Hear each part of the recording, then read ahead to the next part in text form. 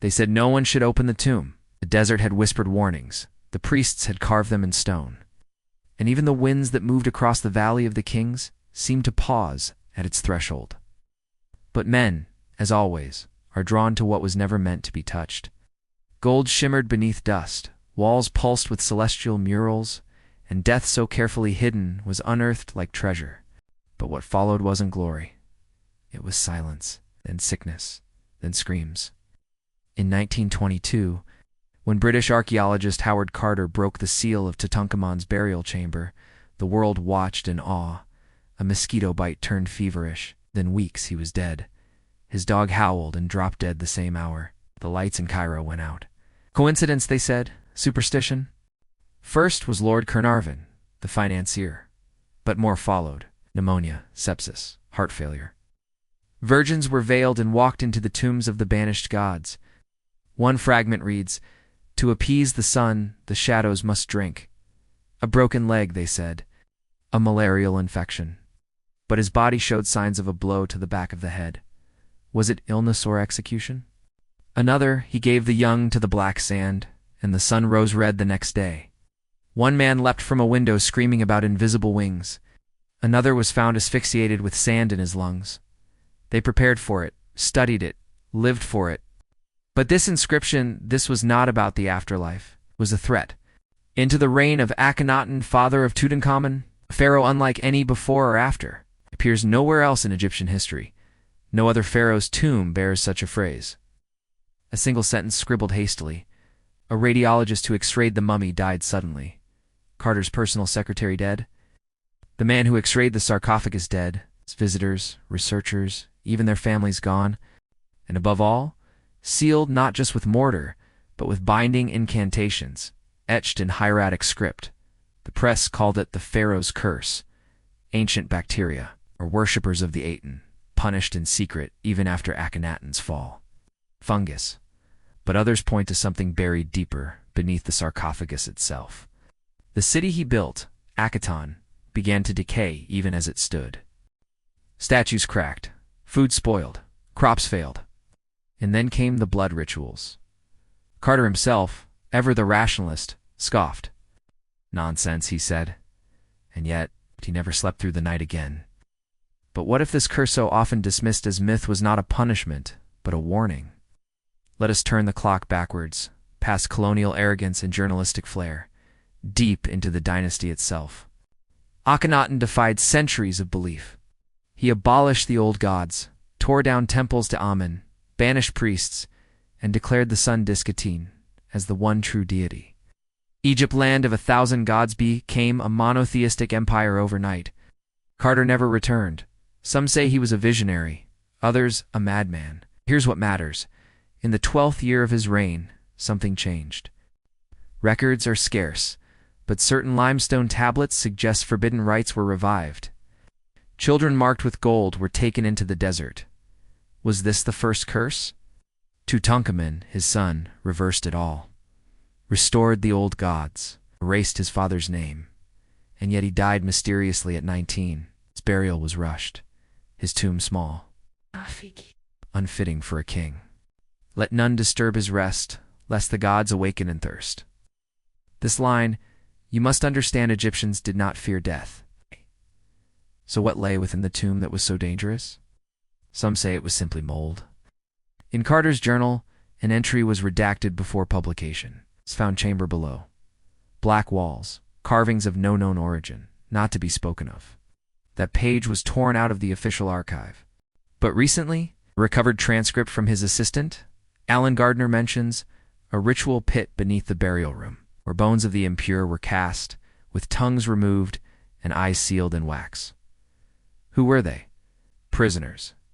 Apostates. Whatever the truth, the tomb was sealed, again, non-officially, within months. And yet the deaths continued.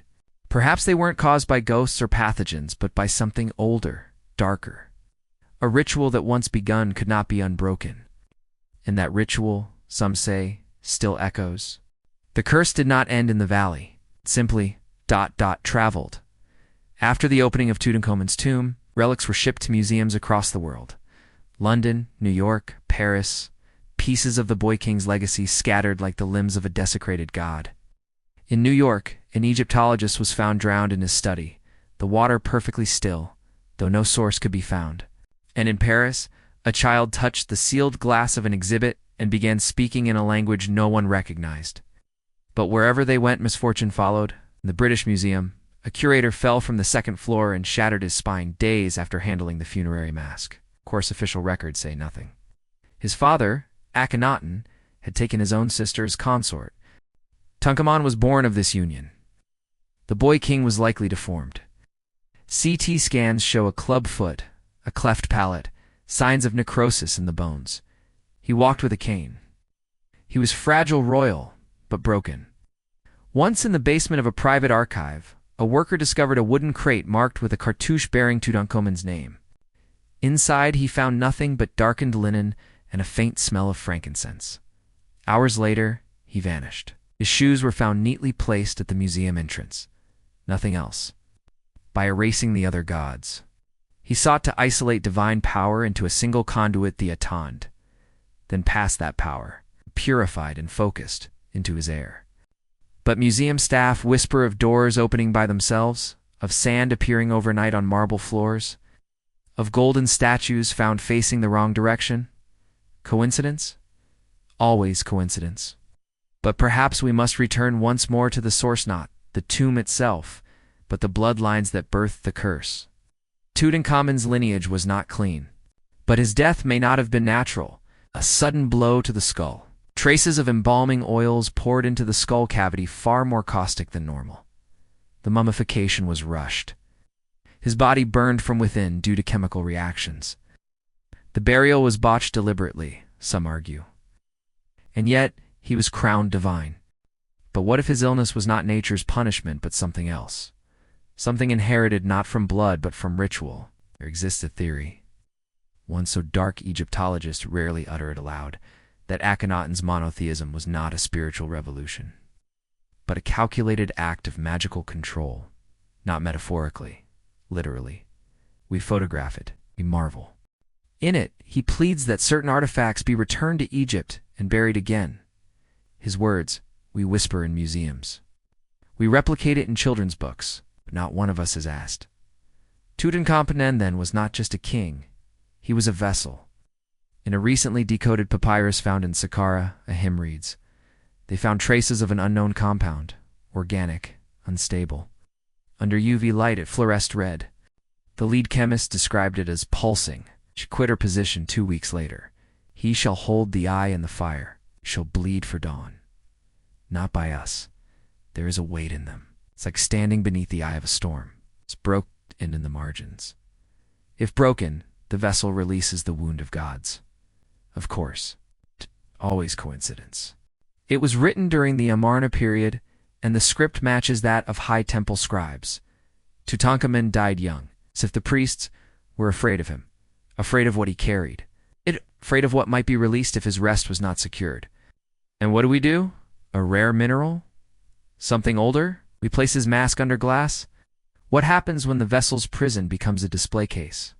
Howard Carter, near the end of his life, wrote a letter never sent or addressed to the British government. They were not meant to be seen. He died shortly after, of lymphoma. Still coincidence. Let me offer you something else, something that chills more than any death. A team of researchers from a European institute, anonymous for fear of ridicule, analyzed the chemical composition of resins used on Tutankhamun's coffin. No report was published. What was it? Blood, we do not know, but perhaps the priests did, and perhaps that is why they wrote, let none disturb his rest, lest the gods awaken and thirst. See, curses are not always punishments. Sometimes they are warnings. The desert remembers. It does not speak, but it listens. And when too many footsteps stir its secrets, it responds. But beneath the sand something waited. In 2010, a team of Egyptian archaeologists unearthed a previously unknown burial shaft near KV62 Tutankhamun's tomb. It was shallow, narrow, not fit for a royal. Inside were fragments, shards of alabaster, remnants of linen, a single wooden idol with its face scratched off. No inscriptions, no names. After Carter's death, the world slowly turned its gaze from the boy king. But painted on the walls in faded ochre was a scene not seen in any known temple art. His eyes glowed, his arms bled into the earth. And behind him, rising from shadow, a figure that did not resemble any god ever known to man. Its face had no features, its limbs were flame. Beneath it, in crude hieroglyphs, a circle of priests, 12 surrounding a child, seated on a black throne, born of flesh, fed by gods, remembered in silence. Their tents found collapsed, tools scattered, no footprints leading away. The desert had swallowed them, as it did so many who dared stare too long. The shaft was sealed again within the week. No official report was filed. But the night after the discovery, 2 workers disappeared. 1 man survived. He spoke to no one for 5 years. Inside, among Roman bones and Christian relics, was a scroll wrapped in papyrus, older than anything found west of Jerusalem. One bore the mark of the royal cartouche. Another, disturbingly, had a name etched not in hieroglyphs, but in symbols we cannot decipher. When he finally did, he wrote only 1 sentence. The scroll is fragmented. But 1 line remains intact. The boy is not asleep. That the rituals weren't to honor the boy, but to contain him.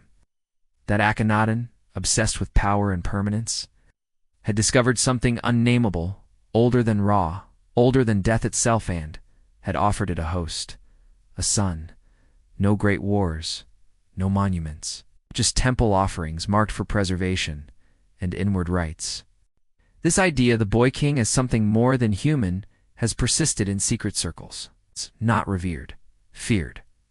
Some say the priests, in a final act of desperation, had tried to bind a god inside a mortal form. The process required blood. It's not symbolic, real. And that is why in the years leading to Tutankhamun's death, records go silent. We found remains of these rituals in the debris of Amarna. Clay jars filled with what appeared to be powdered bone and wax-sealed teeth. What language does a god speak when it predates language itself? But perhaps the most chilling revelation came not from Egypt, but from beneath the Vatican.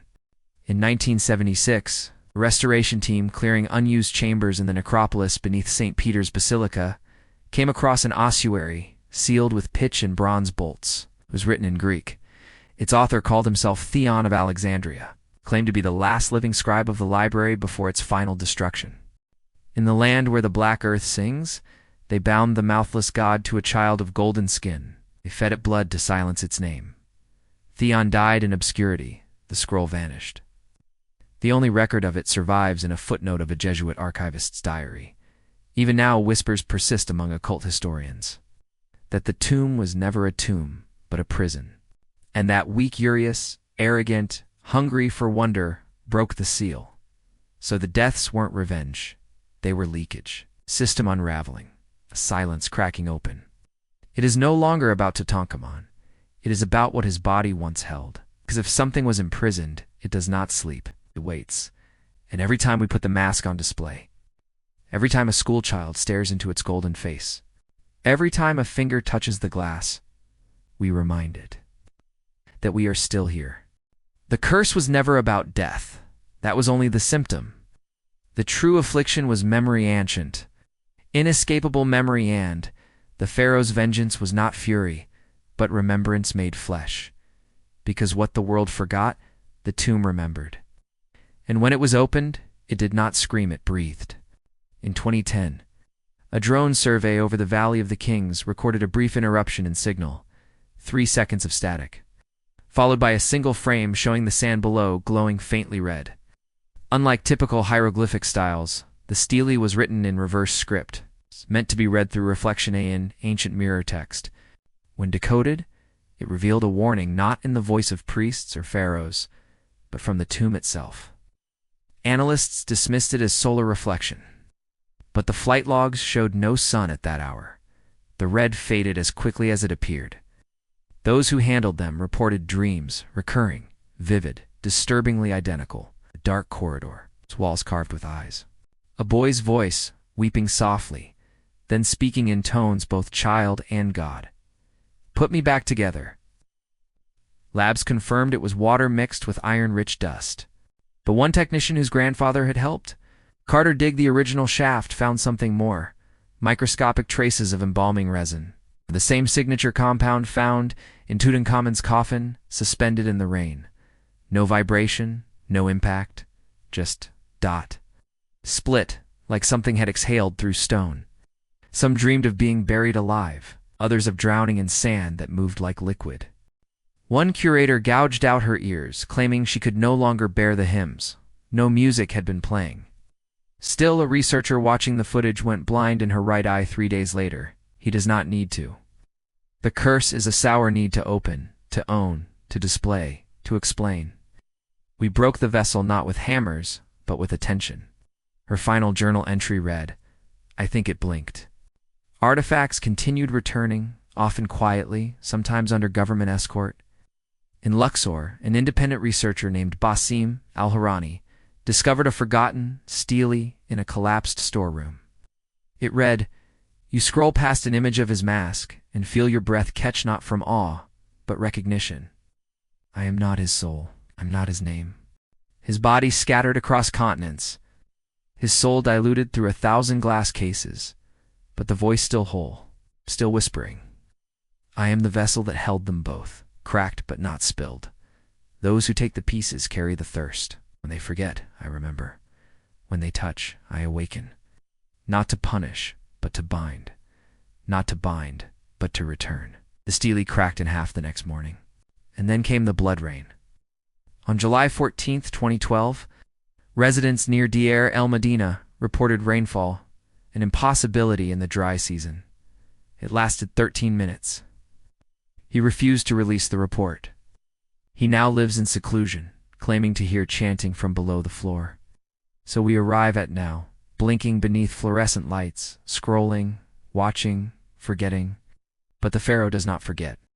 Tutankhamun, the boy king broken in life, perfected in death, speaks no curse. Inattention is the oldest form of worship. So what do we worship when we film the face of a god cracked by time and place it on coffee mugs? What do we awaken when we take his name and make it #filter_real? The gods of old needed altars. The gods of now need only algorithms. And the Pharaoh waits not to strike, not to rise, but to complete what was begun.